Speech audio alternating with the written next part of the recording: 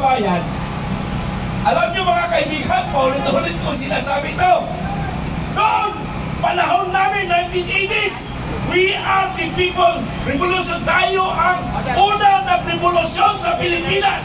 Hoy, nandito na mga kasama ko. Napupuntahan na dapat pagbago, pag-upgrade sa mga daanan natin. Lalo na pag umuulan, yung ngayon nakita nyo ngayon sa DPWH.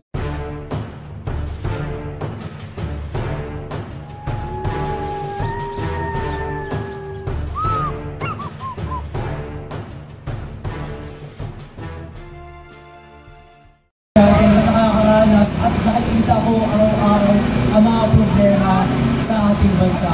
Pagdating pa lang sa mga traffic, walang-wala ng enerhiya ang mga estudyante. Ang daming pera na napupuntahan na dapat pagbago, pag-upgrade sa mga daanan natin. Lalo na pag umuulan, yung ngayon nakita nyo ngayon sa DPWH. Maraming pera. Ilang trilyong pesos ang hindi nagagamit. Aware tayong lahat dyan. Ang problema kasi ngayon sa ating mga Pilipino, karamihan ay matapang lamang sa social media. Ayan ang problema natin ngayon. Unti lang ang kayang lumabas at magsabi ng kanilang nararamdaman laban sa gobyerno. Ako po ay isang estudyante at representa ko lahat. Hindi ako niniwala sa gantong kulay, hindi ako niniwala sa gantong tao. Kasi ang alam ko na ang media ay puno ng propaganda. Puro propaganda ang laman yan. Meron mga tunay, pero hindi nila mahukay kung nasaan ba sila. Kasi kahit sino pwede na mag-release ng information patungkol sa gantong tao at patungkol sa ganyan. Ang aking itinagagalit ay pwede ayusin ang Pilipinas. Para sa mga bata, para sa matatanda, para sa mga babae, para sa mga lalaki, para sa lahat ng Pilipino. Lahat to ay kaya natin mabago kung tayo lamang ay mag-iisa-isa. Babaguhin ang sistema. Hindi lang ang mga nakaupo ang yung may problema, kundi yung sistema mismo. Isipin nyo, para itong bahay na maraming bukas at tayo dito pa rin tumitira. Nag-aayos man sila, binabago ba nila yung bubong? Pero meron pa rin talaga itong mga butas at dapat ito ay hindi na natin tumitirahan. Hindi natin pwede nagsisihin na bakit pagpilitan natin to may corrupt ulit. Dapat ang palitan mismo ay yung sistema ng gobyerno. Tama! Ng yung mga tao. Ayun ang aking pinaglalaban. Nagsusulat ako ng libro patungkol dito at aking i-release ito pagkatapos ko na sila ito. Para sa mga Pilipino, sabihin man nila, nagsulat na ito ay bata lang. Oo, sabihin natin, bata lang talaga ako. Pero isa akong bata nakakaranas ng mga inequality dito sa Pilipinas. Nakita ko ito lahat sa mga nagtatrabaho, mga nakakasabay ko sa train, sa MRT siksikan na walang disiplina. Pwede natin baguhin yung train kung meron lang tayo maayos na fundings. Ang daming siksikan. Kaya ngayon, makita nyo, ang traffic. Bakit traffic? Pwede naman nila ayusin yan. Pwede nila magkaroon ng mas magandang sistema. Pero hindi ito nangyayari. Galit na ba kayo mga Pilipino? Galit na ba? Gusto kayong galit kayo? Gusto nyo ba ng pagbabago? Naniniwala ba kayo sa isa't isa? Na ang problema ay hindi lang ang gobyerno, kung hindi ang sistema ng lahat. Papunta sa baba at taitaas. Sundo kayo kung Pino na ayon ay ang ating problema. Sigaw, Pilipino! Yes! Sigaw! Kasi lang sigaw sa katapos ng mga Pilipino. Nasa na ang aking reglaban nila Andres Bonifacio, reglaban nila Rizal, reglaban nila Emilio Aguinaldo.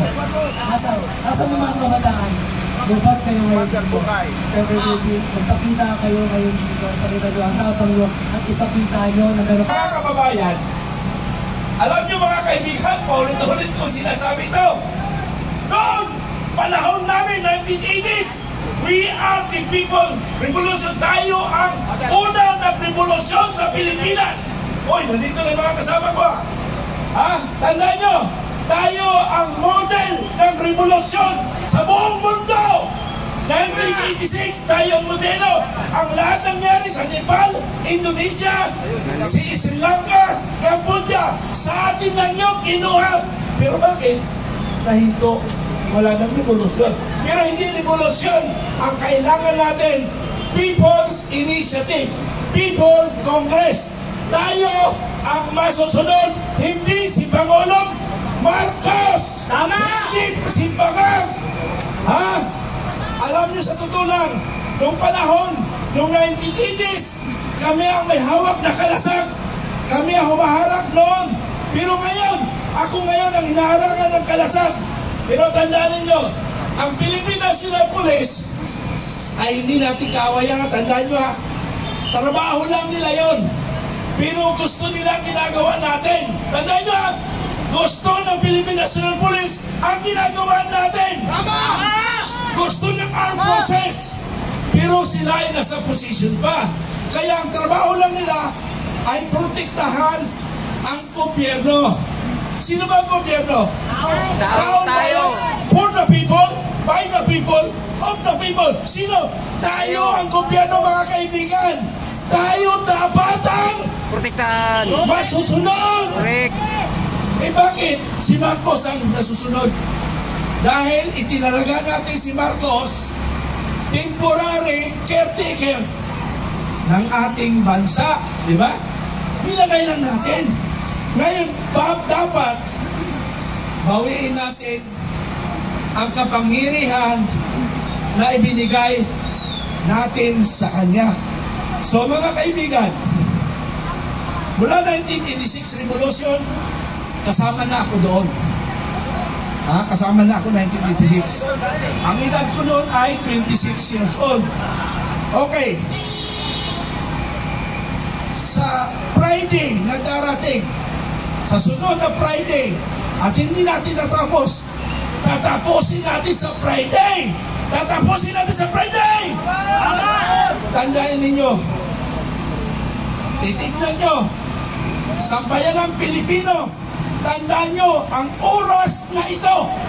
Tandaan nyo ang oras na ito. Ano bang oras ngayon? Tingnan nyo, pakitingin nyo ang oras. Alas 4. Alas 4 in punto. Itandaan nyo sa inyong kalendaryo ang sinasabi ni General Mitran, Filipino Guerrilla Forces, Retired General Army, Ranger from the Ranger and Special Forces. Ito ang sasabihin ko sa inyo. Hindi na ako magsasalita pagkatapos ng last Friday. The next Friday, hindi na ako magsasalita. Kaya tapos na ang ating hinihiling. Bakit? Palakpak kayo dyan! Palakpak! Palakpak kayo mga kaibigan.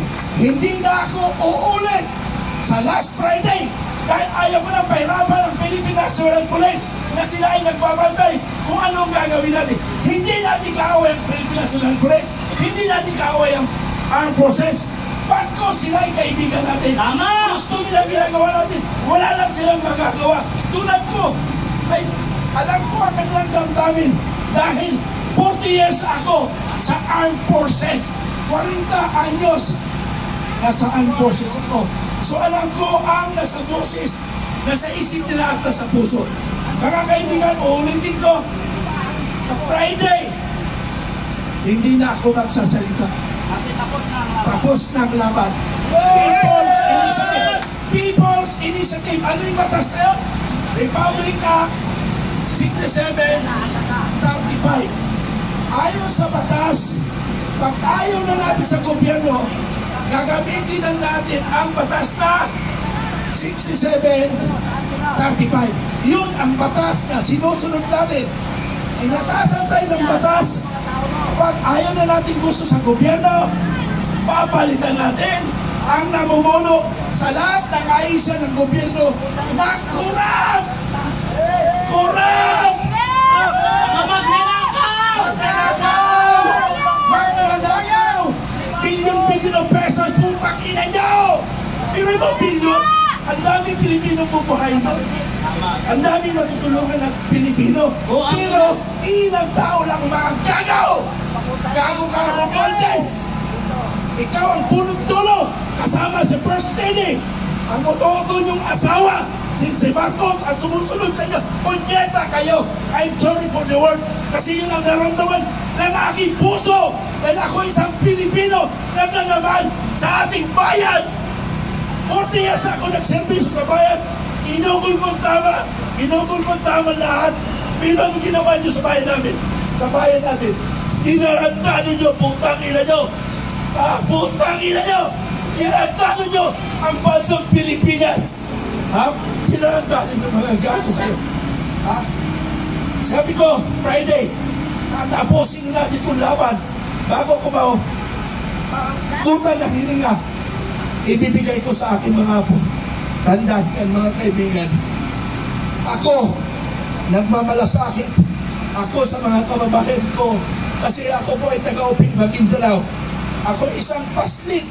Ako isang inuutusan. Binabayaran ako ng 5 centavos, 10 centavos para lang mag-igip. Pero bakit narating ko ito? Because nagsakripisyo ako sa aking buhay, sa aking pamilya, at sa aking bayang Pilipinas. Mga kaibigan, may nag-remind sa akin, i-reserve ko daw yung boses ko kasi medyo nagparamdam na yung boses ko. I-receive daw ang boses ko sa Friday. Take note, hindi ako nagsisinungaling. Inutusan ako ng Panginoon ay parating ko sa sambayan ng Pilipino, hindi na tayo maghirap. Palakpak yan! Palakpak! Okay, ganito. Hindi ko na i-discuss ano ang nangyari sa Senado. Anong nangyari sa Kongreso? Anong nangyari sa DPWH? Hindi ko na ikikwento ano ang nangyari sa bansa natin. Nabugbog na tayo sa social media. Ang daming social media. Yung aking messenger, ayaw nang kumibog. Sa puno na forward sa akin ng forward. Please, huwag nyo na forward dahil hindi na ako makagamit ng messenger ko. Yung mga issue na yan, paulit-ulit. Paulit-ulit na lang yung issue. Ang mas maganda, saan pupunta tayo dito? Yun ang tunay na makabayan. Ay, kaya nga pala, no, nakalimutan ko. Meron pala ko. Ang YouTube ko nga pala, Makabayan and Informative Channel. Mag-monitor kayo mula ngayon hanggang Friday. Yun ang totoo na gagampanan natin. Alam nyo mga nakapwesto ngayon sa gobyerno, sa Philippine National Police at saka sa Armed Forces. Yan yung mga kabats ko. Si General Torre, Junior o si General Torre, ang mga kasama ko dyan, 90 pataas. Kasi ako ay contemporary ng 91. So yung mga nakapwesto ngayon ay mga kasangga ko. Nakakabangga ko sila sa mga conferences at kilala ko sila. At nakausap ko rin sila. Tayo na lang hinihintay. Bakit ayaw natin kumilos? Tayo ang hinihintay. Hindi sila. Ang pulis at PNP, hindi sila pwedeng kumilos dahil mayroon silang sinumpaan na protektahan ang konstitusyon. Protektahan ang konstitusyon at protektahan ang sambayan ng Pilipino. Alam niyo po yung rally sa Sandigan Bayan, yung pulis nagbabantay lang para sa proteksyon ng Pilipino, pero nagalit ako doon. May isang bata na tinakon, sinipa niya yung kalasan. Mali yun. Distraction yun. Disobedience yun. Pwede kang kasuhan. Bakit nyo galawin ang pulis? Sinaktan ba kayo? Hindi kayo sinasaktan ng pulis unless sinaktan nyo siyempre tao lang yan. Magre-response rin. Yung tao rin sila may damdamin. Masasaktan rin sila. May puso damdamin. Kaya ang pulis ay ating barkada. Yung kapatid nila, anak nila, mga kaibigan nila, ay kasama natin dito. Bakit natin kaaway yung pulis? Parang mali, di ba? Ang may gawa lang yan ay magkakaliwa. Tandaan nyo, yung New People's Army ay yan yung mga nanakit. Pero tandaan nyo, ang grupo ko ay mga former NPA, former SPAR unit, ang mga member ko sa Filipino Guerrilla Force kung hindi former NPA, former rebels Muslim, former military retired.